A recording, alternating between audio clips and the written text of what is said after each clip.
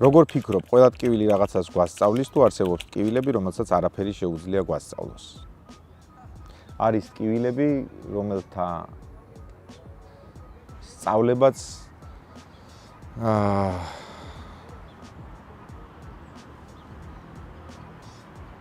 არა, ყველა რაღაცას არ გვასწავლის. უпростоრად შეიძლება რაღაცას გვასწავლიდეს, მაგრამ ჯანდაბამდე გზა ჰქონია ამ სწავლებას, იმიტომ რომ ადამიანის ცხოვრებაში არის ხოლმე კანონზომიერებას აცდენილი ტკივილები, დანაკარგები, რომელმაც შეიძლება რაღაც ასწავლოს მას.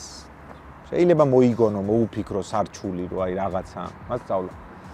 მაგრამ ამ სწავლების გარეშე ბევრად უკეთესი იქნებოდა.